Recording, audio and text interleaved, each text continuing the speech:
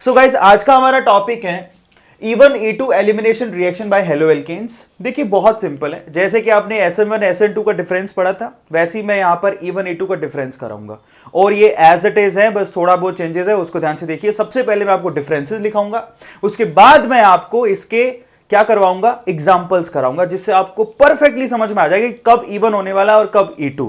लेकिन उससे पहले हम लोग यहां पर क्या करने वाले, डिफरेंस को लिख लेते हैं। बस उससे पहले मैं आपसे रिक्वेस्ट करूंगा, इस इवन और E2 के डिफरेंस को देखने से पहले आप SN1 और SN2 के डिफरेंस को जरूर देख लो। समझ में आता है? क्योंकि बहुत सारी चीजें वहां से मैच करेंगी। वो वीडियो का जो लिंक है वो डिस्क्रिप्शन बॉक्स में दे देता हूं, उसको फटाफट से देख लो। और अगर आपने देख लिया है तो आप कंटिन्यू कर सकते हैं, इस वीडियो को बड़े आसानी समझ में आएगा। ठीक है, तो चलो यहां पर देखिए, एलिमिनेशन रिएक्शन दो तरह की होती है, कैटेगराइज कर देता हूं। यहां पर मैं लिख देता हूं E1 को, ठीक है, E1, और इस तरफ लिख देता हूं मैं E2 को। ठीक है, आप भी अपनी कॉपी के अंदर इस तरह से बॉक्स बना सकते हैं। बीच में मैं एक लाइन खींच देता हूं और उसमें मैं यहां पर डिफरेंसेस कराऊंगा। आप लोगों को समझ में आता है? इस तरफ मैं E1 को लिखूंगा, इस तरफ मैं E2 को लिखूंगा, दोनों के डिफरेंसेस करते हैं। चलिए शुरू करते हैं। सो यहां पर E1 पहले तो फुल फॉर्म समझेंगे और E2 फुल फॉर्म समझेंगे। सबसे बड़ा डिफरेंस वो यही हो सकता है, no doubt about it. So finally E1 का फुल फॉर्म क्या बनेगा, दैट इज 1 किसको रिप्रेजेंट करता है, यूनिमोलिक्यूलर। सो 1 रिप्रेजेंट करता है यूनिमोलिक्यूलर को, जैसे कि SN1 में था। So unimolecular elimination reaction, unimolecular elimination reaction, ये तो इसका फुल फॉर्म हो गया। सबको समझ में आता है? बहुत इंपॉर्टेंट है, ध्यान से देखिएगा। जबकि यहां पर E2 किसको कहेंगे, 2 का मतलब बायमोलिक्यूलर। ठीक है, इसको समझाऊंगा, ध्यान से इसको देखिएगा। और जिसने SN1 SN2 को समझ रखा है उसको तो बड़ी आसानी से समझ में आएगा, क्योंकि वही सब चीजें हैं। So bimolecular elimination reaction, bimolecular elimination, ठीक है, रिएक्शन, ये तो हो गया जी इनका फुल फॉर्म। अब यूनि और बाई से समझ में क्या आता है, यहां पर मजे की बात यह है कि ये जो रिएक्शन होगी E1, ठीक है, उसमें जब आप देखेंगे तो यहां पर जो स्टेप्स निकल के आएंगे वो होंगे 2, यानी कि ये 2 स्टेप रिएक्शन है। मजे की बात, ये 2 स्टेप रिएक्शन है, बहुत इंपॉर्टेंट है। डोंट वरी, मैं समझाऊंगा आगे, पहले डिफरेंसेस लिख लो। ठीक है, सो यहां पर ये 2 स्टेप रिएक्शन है, जबकि यहां पर ये रिएक्शन कैसी है, ये सिंगल स्टेप रिएक्शन है, ये एक ही स्टेप में हो जाएगी, सिंगल स्टेप रिएक्शन है, बहुत इंपॉर्टेंट है। और यही SN1 SN2 में भी लिखा था, सेकंड पॉइंट आपको पता होगा, SN1 और SN2 में यही पॉइंट लिखा था। चलिए थर्ड पॉइंट पर चलते हैं। अब देखिए यहां पर यूनिमोलिकुलर का सेंस क्या है, यहां पर जब आप इसका रेट लिखने जाएंगे, ठीक है, तो वो रेट सिर्फ और सिर्फ किस पे डिपेंड करेगा, ध्यान से इसको देखिए। रेट कैसे लिखा जाता है, केमिकल काइनेटिक्स में सिखाया था, रेट कांस्टेंट लगाना है और साथ में आपको, क्योंकि यूनिमोलिकुलर है 1 लगा हुआ है, इसका मतलब यहां पर जो रेट है वो सिर्फ और सिर्फ आपके सबस्ट्रेट पे डिपेंड करेगा। आता है समझ में? और उसकी होगी पावर 1।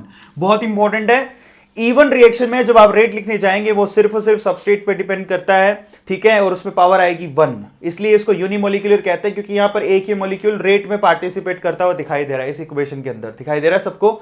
सो यहां पर थर्ड स्टेप अगर लिखने जाएंगे तो यहां पर E2 में जब आप रेट लिखने जाओगे तो E2 के अंदर रेट कैसे लिखोगे, that rate is equal to K, that is the rate constant. यहां पर अब रेट आपके दोनों चीजों पे डिपेंड करेगा, सबस्ट्रेट पे भी डिपेंड करेगा, और यहां पर जो आप बेस लेने वाले हैं, आप याद रखिएगा, एलिमिनेशन रिएक्शन किसमें होती है, जब आपका न्यूक्लियोफाइल एज अ बेस काम करता है। एलिमिनेशन का मतलब H+ को निकालना, H+ को निकालने का काम कौन करेगा, बेस। जबकि आपने SN2 के अंदर यहां न्यूक्लियोफाइल लिखा था। अब मैं आपको इसको बहुत डिटेल में समझाऊंगा, आप चिंता मत करो, बस ध्यान से देखो, समझ में आता है। यहां पर आपने न्यूक्लियोफाइल लिखा था, मैं यहां बेस लिख रहा हूं। मैंने आपको लास्ट लेक्चर में भी समझाया था, ठीक है, अगर कोई न्यूक्लियोफाइल बल्कियर है तो वो बेस की तरह काम करेगा, क्योंकि वो अप्रोच नहीं कर सकता कार्बन को। आता है समझ में? तो वो हाइड्रोजन को अपनी तरफ खींचेगा, उसको अपना खाना बनाएगा। सो फाइनली यहां पर OH- लिखा, और मजे की बात यहां पर रेट RH यानी सबस्ट्रेट और रिएजेंट दोनों पे डिपेंड करता है, इसलिए यहां पर इसको क्या कहते हैं, बाईमोलिकुलर। क्लियर होता है? चलिए थर्ड के बाद फोर्थ पर चलते हैं। फोर्थ यहां पर इसकी ऑर्डर हो चाहे इसकी मोलिकुलैरिटी हो, ठीक है, ये दोनों की दोनों कितनी होती है, 1। ये डिफरेंस भी हमने देखा था। जबकि फोर्थ में क्या लिखेंगे, चाहे इसका ऑर्डर हो चाहे इसकी मोलिकुलैरिटी हो, ठीक है, वो कितनी होगी, 2। इसीलिए इसको E2 कहते हैं। अब देखिए मेजर डिफरेंस पे चलते हैं, 5th नंबर पॉइंट पर आते हैं, जो कि अगेन सो मच इंपॉर्टेंट। देखिए इवन रिएक्शन कब होगा, देखिए स्ट्रेट फॉरवर्ड। अब बस ये चीज आपको ध्यान रखनी है, ये साफ साफ इंडिकेट करेगा कि इवन रिएक्शन कब होने वाला है। इवन रिएक्शन तब होगा जब आपके पास कोई एक वीक बेस दे रखा हो, जो कि अटैक करने के काबिल ही ना हो। तो इसका मतलब सारा काम किसको करना है? सबस्ट्रेट को, इसलिए तो सिर्फ Rx पे डिपेंड कर रहा है। तो वीक बेस प्लस यहां पे हीट का सिंबल होना चाहिए। This is again so much important. ये यहां पर जो डेल्टा लगा है उसका मतलब क्या होता है? ये है हीट का सिंबल, ये हीट को रिप्रेजेंट करता है। आप देखिए बहुत सिंपल है, एरो पे अगर हीट का सिंबल लगा हो तो वो इटसेल्फ इंडिकेट करता है किसको? एलिमिनेशन को। वहां एलिमिनेशन होने वाला है। हीट, ये जो सिंबल है बेसिकली वो Sn और E के अंदर क्या करता है? डिफरेंशिएट, कि वहां पर Sn रिएक्शन होगा कि E। तो अगर हीट का सिंबल लगा हुआ तो तुरंत समझ जाइएगा कि एलिमिनेशन रिएक्शन होने वाली है। इसको डिटेल में समझाऊंगा, लेकिन ध्यान से उसको देखिए। यहां पर वीक बेस और हीट का सिंबल साफ साफ बताएगा कि यहां पर इवन रिएक्शन होने वाला है, यानी कि यूनिमोलिकुलर एलिमिनेशन रिएक्शन होएगा, जिससे आपको एल्कीन की फॉर्मेशन करनी है। ये बहुत इंपॉर्टेंट है, मैं दोबारा समझा रहा हूं। ये हीट का सिंबल ही सब कुछ है, ये हीट का सिंबल, क्योंकि Sn और E के अंदर है ना बहुत थिन लाइन होती है। मजे की बात देखो, Sn रिएक्शन में आप न्यूक्लियोफाइल और E रिएक्शन में आप बेस की बात करते हो। और आपको पता है न्यूक्लियोफाइल और बेस, आपको पता होना चाहिए कि बेस न्यूक्लियोफाइल भी हो सकता है और एक न्यूक्लियोफाइल बेस भी हो सकता है। इसका मतलब यहां पर एक थिन लाइन है, हमको पहचानना पड़ेगा। तो यहां पर सीन कुछ ऐसा है कि अगर हीट का सिंबल दिया है तो एलिमिनेशन होगा, वीक बेस साथ में दिया है तो आपके मजे हो गए, आपको तुरंत समझ में आ जाएगा कि फाइनली यहां पर इवन होने वाला है। तो फाइनली ये कब होगा जरा चेक कीजिए यहां पर। ये तो खैर मैंने आपको लास्ट लेक्चर में भी सिखाया था। E2 रिएक्शन कब हो रही थी? जब आपके पास स्ट्रॉन्ग बेस हो, और स्ट्रॉन्ग बेस की मैं आपको एग्जांपल भी दूंगा, डोंट वरी। स्ट्रॉन्ग बेस, और यहां हीट की कोई जरूरत नहीं है। अगर कोई स्ट्रॉन्ग बेस आ रहा है वो तुरंत H को खींचेगा और तुरंत वहां से लीविंग ग्रुप लीव कर जाएगा। यहां हीट के सिंबल की कोई जरूरत नहीं है। याद रखिएगा, जब Sn2 लिखा था तो वहां स्ट्रॉन्ग न्यूक्लियोफाइल लिखा था। E2 लिख रहे हैं तो यहां स्ट्रॉन्ग बेस लिख रहे हैं, दोनों में फर्क है। सबको समझ में आ गया? बहुत इंपॉर्टेंट है, there is a difference between nucleophile and base. Nucleophile substitute करता है, लेकिन बेस क्या करेगा? H प्लस को, एसिडिक हाइड्रोजन को अपनी तरफ खींचेगा। समझ में आता है? न्यूक्लियोफाइल हुआ तो क्या करेगा? वहां पर सब्स्टिट्यूशन, समझ में आता है, और अल्कोहल की जनरेशन कर रहा था। जबकि अगर आपने बेसिकली OH माइनस अगर वहां पे न्यूक्लियोफाइल की तरह काम ले रहे हो तो, लेकिन अगर बेस हुआ तो वो H प्लस को खींच लेगा और एल्कीन की फॉर्मेशन करेगा। सबको समझ में आता है? बहुत इंपॉर्टेंट एग्जांपल भी दूंगा, so don't worry about it, लेकिन साथ साथ में लिखते जाओ। स्ट्रॉन्ग बेस, यहां हीट के सिंबल की कोई जरूरत नहीं है। स्ट्रॉन्ग बेस हुआ तो तुरंत समझ जाइएगा कि यहां पर E2 होने वाला है। मैं एग्जांपल दे देता हूं, चलो और क्लैरिटी आएगी। 6 पॉइंट पर एग्जांपल ही दे देता हूं, बात खत्म हो जाएगी। समझ में आता है? ये एग्जांपल पहले दे देता हूं क्योंकि ये लास्ट लेक्चर में आपको दे चुका हूं। कौन कौन से होते हैं स्ट्रॉन्ग बेस? एक तो अल्कोहलिक KOH, अगर आपने एक्वस KOH लिखा तो वो न्यूक्लियोफाइल होगा। KOH के साथ अल्कोहलिक लिख दिया तो बेस है। अल्कोहल लिख, देखो याद करने का सिंपल तरीका बता। अल्कोहल का मतलब क्या होता है? दारू। आपको पता है दारू तो दुनिया से कितने को एलिमिनेट कर देती है, ये तो फिर भी छोटे छोटे मॉलिक्यूल्स हैं। तो सिंपल सी बात है, जहां अल्कोहल दिख जाए मतलब एलिमिनेशन होगा। और अल्कोहल की जगह अगर पानी लिखा होता तो एलिमिनेशन नहीं होता, फिर क्या होता? न्यूक्लियोफिलिक सब्स्टिट्यूशन होता। सिंपल सी बात है। सो यहां पर अल्कोहलिक KOH प्राइम एग्जांपल है जिसमें एलिमिनेशन देखने को मिलेगा।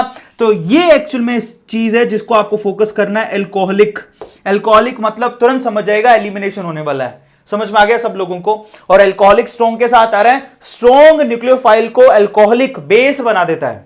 बहुत इंपॉर्टेंट है। सो फाइनली E2 रिएक्शन होने वाला है वहां पर। और इसके अलावा NaNH2, ये एक स्ट्रॉन्ग बेस है जिसको सोडामाइड भी कहते हैं, बहुत इंपॉर्टेंट है। इसके अलावा क्या कर सकते हो आप? यहां पर जरा ध्यान से इसको देखो, C2H5O- और इसको आपने अल्कोहलिक ले लिया। अल्कोहल एलिमिनेशन का सीधा इंडिकेशन है। अगर एरो पर C2H5O- और अल्कोहल लिखा हो तुरंत समझ जाइएगा। देखिए यहां पर माइनस इंडिकेट कर रहा है कि ये बेस है, स्ट्रॉन्ग बेस है। समझ में आ गया? चार्ज पार्टिकल स्ट्रॉन्ग बेस हो गया, और उसके साथ अल्कोहल लग रहा है, एलिमिनेशन होगा। अल्कोहल एलिमिनेशन को शो कर रहा है, ये न्यूक्लियोफाइल अब बेस की तरह काम करेगा और फाइनली E2 रिएक्शन होने वाली है। कितना सिंपल है, समझ में आता है? सो यहां पर मैंने आपको इसके एग्जांपल दे दिए स्ट्रॉन्ग बेस, ये आपके सामने स्ट्रॉन्ग बेस के एग्जांपल लिखे हुए हैं। क्लियर होता है? अब यहां पर आ जाते हैं, यहां पर वीक बेस का सेंस क्या है? जैसे कि C2H5OH, neutral molecule, that is negatively charge, this one is neutral, plus साथ में हीट, ये इटसेल्फ इंडिकेट करता है। या फिर ऐसे लिखा हो सकता है ETOH प्लस हीट। ये हीट का सिंबल दिख जाए ना तुरंत समझ जाना कि वहां पर क्या होने वाला है? एलिमिनेशन। समझ में आता है? और हीट एक्चुअली प्रिफर E1 को प्रिफर करता है। यहां पे साफ साफ इंडिकेशन मिल रहे हैं, जिसको यहां तक समझ में आ गया उसको बड़ी आसानी से समझ में आ जाएगा। बहुत इंपॉर्टेंट ये मैंने डिफरेंसेस आप लोगों को लिखवाए हैं। अब मैं आपको एग्जांपल बताऊंगा, उससे आपको ज्यादा क्लैरिटी आएगी, लेकिन ये डिफरेंसेस काफी काफी काफी ज्यादा इंपॉर्टेंट है। क्लियर होता है सब लोगों को? दोबारा समझा देता हूं, unimolecular, bimolecular, two step, single step. Rate depend करती है सिर्फ आरएक्स पे या रेट डिपेंड करती है आरएक्स और बेस दोनों पे। Order molecularity 1, order molecularity 2। यहां पर वीक बेस होएगा प्लस हीट होएगी, यहां पर स्ट्रॉन्ग बेस होएगा। जबकि यहां पर आपको एग्जांपल मैंने दे दिए, ये एग्जांपल्स हैं। और मजे की बात, एक छोटी सी लास्ट और लिखवा देता हूं यहां पर 7th, क्योंकि 2 स्टेप में होता है तो कार्बोकेटाइन बनता है, कार्बोकेटाइन फॉर्म होगा। समझ में आ गया सबको?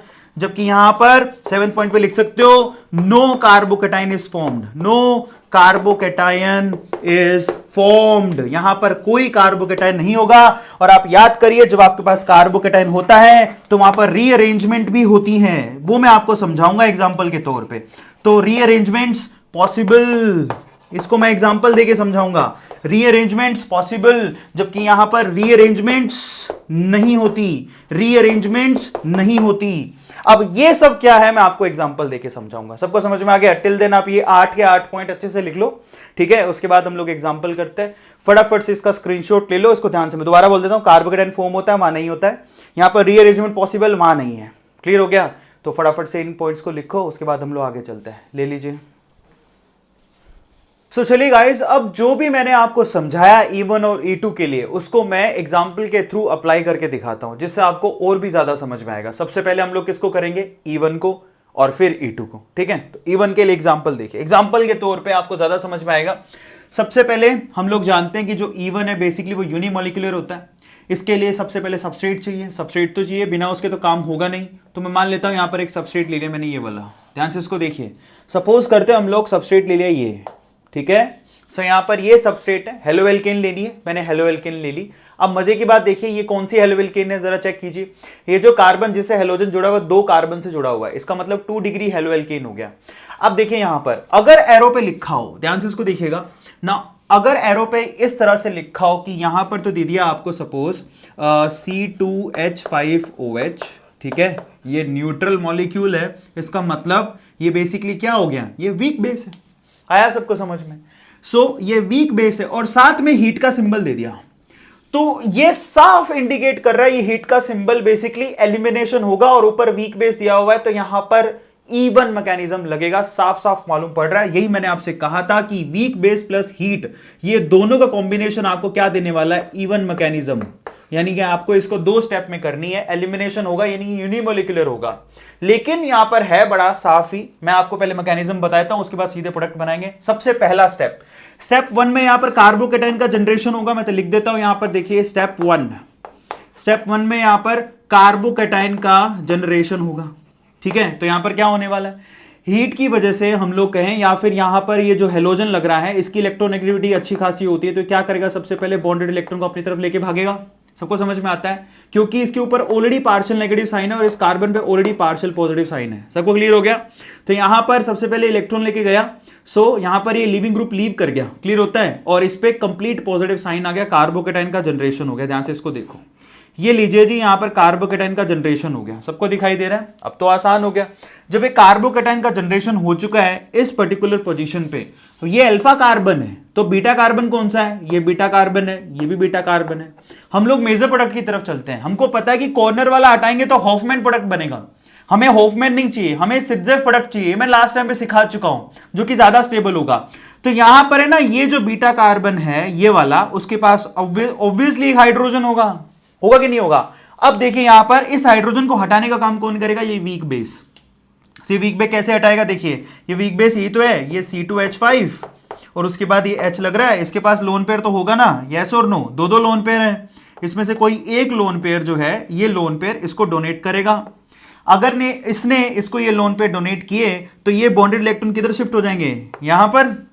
ये देखिए इस तरह से सिंपल मैकेनिज्म फॉलो होगा और फाइनली आपका यहां पर प्रोडक्ट तैयार हो गया। नीचे की तरफ बना देता हूं, बहुत आसान था। क्या प्रोडक्ट तैयार हुआ? इस तरह से ये देखिए यहां पर ये तैयार हो गया, एक एल्कीन की फॉर्मेशन हो गई। और यहां पर मजे की बात, ये एल्कीन ये सिट्जेफ प्रोडक्ट कहलाता है क्योंकि यहां पर maximum number of alpha hydrogen है। अल्फा हाइड्रोजन कैसे निकालते हो? देखिए इसको एनसर्किल करो, उसके बाद उसका पड़ोसी कार्बन एक ये रहा, एक ये रहा, तो टोटल अल्फा हाइड्रोजन कितने हो गए? 6। ये अल्फा हाइड्रोजन, ये अल्फा हाइड्रोजन। समझ में आ गया सबको? सो फाइनली आपका ये मेन फंक्शनल ग्रुप हो गया, ये अल्फा कार्बन। अल्फा कार्बन के पास कितने हाइड्रोजन होंगे जरा चेक करो? 3। ऑब्वियसली यहां पर कितने हाइड्रोजन होंगे? 3। इस कार्बन ने एक बॉन्ड तो इसके साथ बना रखा है, बाकी 3 हाइड्रोजन के साथ बनाएगा ना, तो अल्फा हाइड्रोजन कितने हो गए? 1 2 3। यहां पर भी कितने हो गए? 1 2 3, टोटल कितने हो गए? 6 अल्फा हाइड्रोजन, तो ये ज्यादा स्टेबल है। और इसको हम लोग क्या बोलते हैं? सिदजेफ। ये सिदजेफ प्रोडक्ट कहलाता है और ये मैं आपको लास्ट टाइम पे बता चुका हूं। क्लियर होता है? चलिए, सिदजेफ प्रोडक्ट मैंने बना के दिखाया। अगर आप कॉर्नर वाला पकड़ते और यहां पर बॉन्ड की फॉर्मेशन करते तो वो हॉफमैन बनता, लेकिन वो 20% ही होता। हम मेन प्रोडक्ट की तरफ चलते हैं, लेकिन मैकेनिज्म सेम ही रहेगा। तो मैकेनिज्म सबको क्लियर हो गया कि मैकेनिज्म क्या है? तो यहां पर ये सेल्फ इंडिकेट कर रहा है कि भैया यहां पर इवन होने वाला है, और क्या प्रोसीजर बनेगा और क्या प्रोडक्ट होगा वो मैं आपको नीचे बता चुका हूं। सबको क्लियर हो गया? सबको समझ में आता है? बहुत सिंपल है, ध्यान से देखो। और मैं आपको इसीलिए कह रहा था फोकस करो कि यहां पर ये देखिए, न्यूट्रल मॉलिक्यूल वीक बेस, साथ में हीटिंग, सेल्फ इंडिकेशन है कि एलिमिनेशन होगा। ये हीट मतलब समझ जाइए कि एलिमिनेशन वाला होने वाला है। और कौन सा एलिमिनेशन? वीक बेस है, तो इसका मतलब इवन यहां पर लगेगा। अब यहां पर मैंने आपसे कहा था कि क्योंकि कार्बोकेटाइन की फॉर्मेशन हो रही है तो रीअरेंजमेंट भी पॉसिबल है। तो उसका क्या एग्जांपल है? तो जरा ध्यान से उसको देखिए, मैं उसका एग्जांपल आप लोगों को दे देता हूं। सपोज करिए कि यहां पर इस बार आपके पास है ना कुछ ऐसा, आपके पास सबस्ट्रेट है, मान लेते हैं। ये देखिए, ये सबस्ट्रेट है जिसमें यहां पर सपोज करते हैं कि क्लोरीन लगा हुआ है। सबको समझ में आ गया? इस बार ऐसा सबस्ट्रेट ले लिया। क्लियर होता है सब लोगों को? अभी भी 2 डिग्री है। क्यों? क्योंकि ये क्लोरीन जिस कार्बन से जुड़ा हुआ, 2 ही कार्बन से जुड़ा हुआ है, तो 2 डिग्री सबस्ट्रेट है। अब अगर यहां पर लिखा आ जाए, आपको क्या लिखा आ जाए? C2H5OH और प्लस में हीट। ये हीट सिंबल से साफ समझ जाएगा कि एलिमिनेशन होने वाला है। एलिमिनेशन, और मजे की बात, ऊपर दिया है वीक बेस क्योंकि न्यूट्रल मॉलिक्यूल है। तो फाइनली यहां पर एलिमिनेशन कौन सा होगा? इवन, यानी कि 2 स्टेप में। पहले कार्बोकेटाइन की जनरेशन होगी। तो अब देखिए यहां पर कार्बोकेटाइन की जनरेशन में क्या होगा। सबसे पहले तो ये जो क्लोरीन है वो बॉन्डेड इलेक्ट्रॉन को लेके निकलेगा तो एक कार्बन पे क्या आ जाएगा? पॉजिटिव का साइन। तो देखिए यहां पर कार्बोकेटाइन का जनरेशन हुआ। ध्यान से इसको देखिएगा, बहुत इंपॉर्टेंट है। अब इस पे पॉजिटिव साइन आ रहा है ना? अब मैंने आपसे क्या कहा था, याद करिए, मैंने एक स्पेशल लेक्चर बनाया था इस पे, शिफ्टिंग के ऊपर। अब देखिए जरा ध्यान से, यहां पर मिथाइल ग्रुप है, यहां पर मिथाइल ग्रुप है, और इसके पास एक हाइड्रोजन भी तो है। अगर आप ढंग से देखें, आप देखना चाहे तो मैं CH3 लिख देता हूं। यहां पर 2 मिथाइल ग्रुप और एक हाइड्रोजन है इस पर्टिकुलर कार्बन के पास। सही है? अब यहां पर ये जो कार्बोकेटाइन पैदा हुआ है वो 2 डिग्री है। ऐसा क्यों? क्योंकि उसके इस तरफ कार्बन और इस तरफ कार्बन है। अब मजे की बात, अगर ये पॉजिटिव साइन यहां आ जाए तो ये 3 डिग्री कार्बोकेटाइन बन जाएगा। उसके लिए यहां पर हाइड्रोजन का शिफ्टिंग करना पड़ेगा। क्लियर होता है? तो अब देखिए क्या करेगा हाइड्रोजन इस बॉन्ड के साथ यहां पर शिफ्ट हो जाएगा और ये पॉजिटिव साइन इधर आ जाएगा। तो यहां पर रीअरेंजमेंट हुआ। मैं लिख देता हूं, रीअरेंजमेंट। ये देखिए रीअरेंजमेंट, और उसको बोलेंगे हाइड्राइड शिफ्टिंग। तो यहां पर हाइड्राइड शिफ्टिंग हुई है, बहुत इंपॉर्टेंट है। स्टेबिलिटी के लिए कोई कुछ भी करता है तो यहां पर दोनों बॉन्डेड इलेक्ट्रॉन ये लेके उस तरफ चला गया और ये पॉजिटिव साइन इधर आ गया, क्योंकि दोनों लूज हो गए तो कार्बोकेटाइन पे आ गया है पॉजिटिव। अब देखिए यहां पर कुछ ऐसा हो गया, ध्यान से इसको देखिए। ये देखिए अब यहां पर आ गया पॉजिटिव का साइन और वो हाइड्रोजन उस तरफ जा चुका है। दोनों इलेक्ट्रॉन लेके, हाइड्रोजन को हम लोग बॉन्ड लाइन डायग्राम में दिखाते नहीं है, मैंने यहां दिखाया ही नहीं है। क्लियर होता है? अब देखिए, अब जो कार्बोकेटाइन पैदा हुआ है, ये कार्बोकेटाइन तो था 2 डिग्री वाला। अब ये जो कार्बोकेटाइन है वो कैसा है? 3 डिग्री वाला, विच इज मोर स्टेबल। सबको समझ में आता है? बहुत इंपॉर्टेंट है। Now this one is more stable. Clear होता है? आप चाहे तो हाइड्रोजन को दिखा दीजिए, ये लीजिए, मैं यहां पर हाइड्रोजन को दिखा देता हूं, कोई फर्क नहीं पड़ता उससे। क्लियर होता है? तो हाइड्रोजन वहां शिफ्ट हो गया, दोनों इलेक्ट्रॉन लेके, और पॉजिटिव इधर आ गया। अब ये 3 डिग्री कार्बोकेटाइन बन गया। अब ये 3 डिग्री कैसे है? क्योंकि ये जो कार्बन है वो टोटल 3 मिथाइल ग्रुप से जुड़ा हुआ है। एक ये रहा, दूसरा ये रहा, और तीसरा ये रहा। दिखाई दे रहा है सब लोगों को? 3 कार्बन से जुड़ा हुआ है, 2 मिथाइल ग्रुप और एक ये वाला कार्बन। समझ में आता है सबको? तो काफी इंटरेस्टिंग। अब 3 डिग्री के अंदर अब क्या होगा? हमें पता है कि यहां पर हीट है, हीट का सिंबल यहां पर एलिमिनेशन शो करेगा।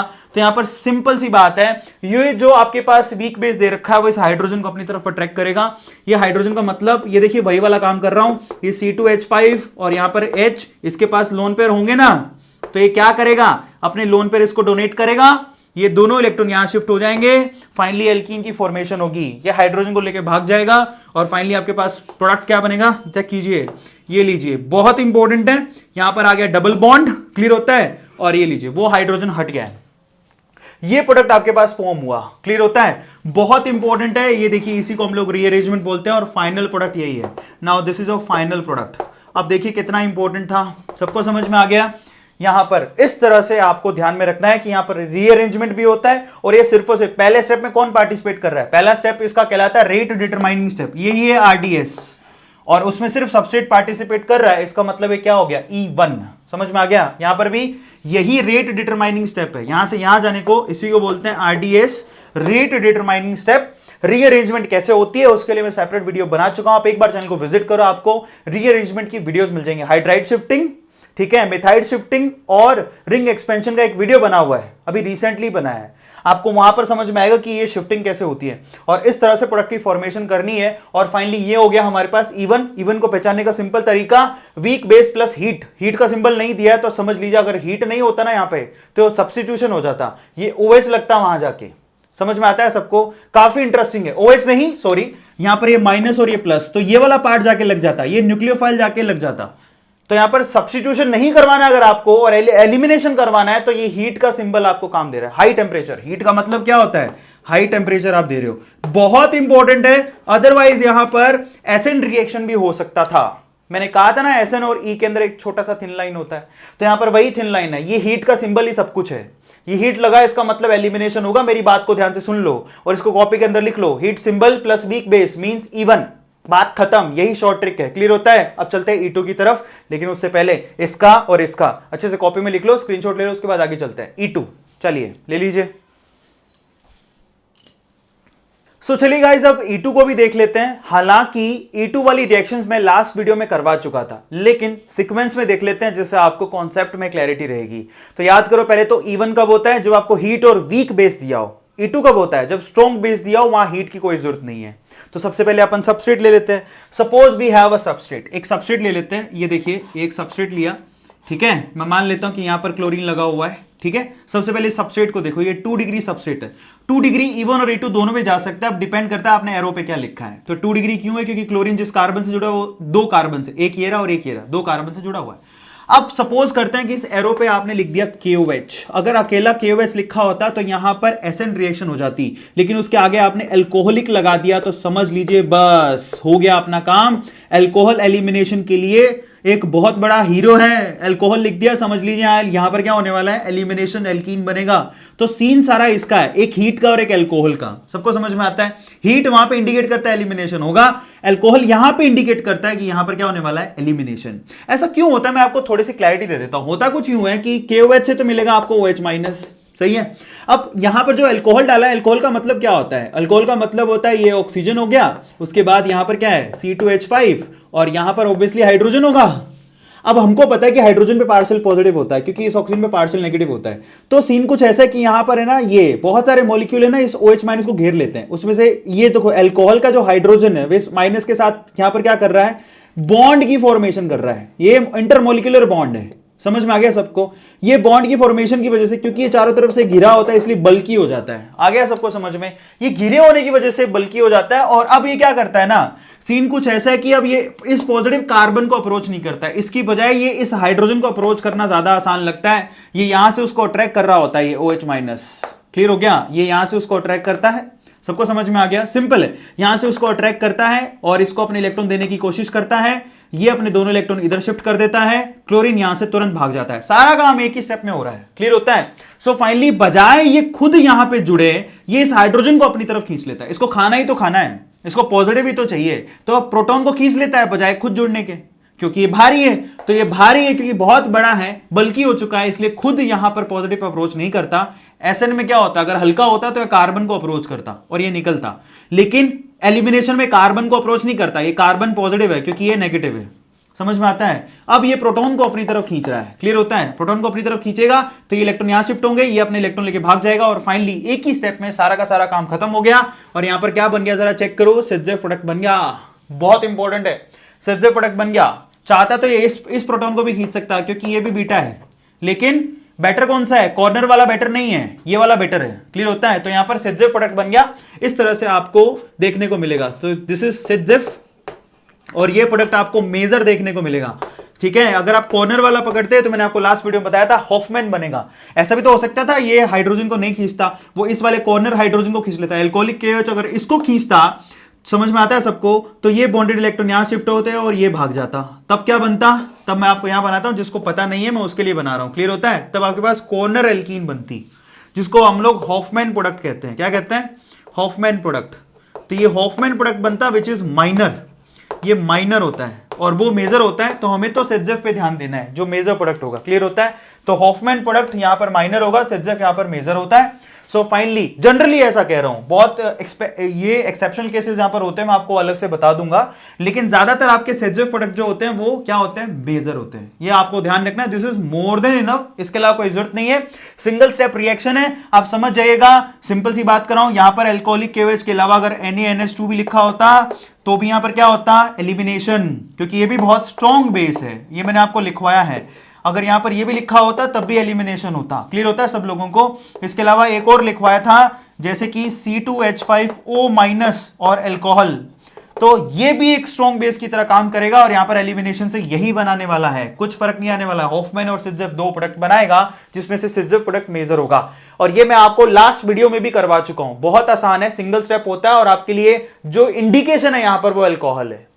समझ जाएगा कि यहां पर अल्कोहल लिखा है तो एलिमिनेशन होगा, और क्योंकि ये स्ट्रॉन्ग है इसलिए यहां पर E2 मैकेनिज्म फॉलो होगी। सबको समझ में आ गया? एक ही स्टेप में खत्म, क्योंकि ये भी पार्टिसिपेट कर रहा है और ये भी, इसलिए E2 लगाया।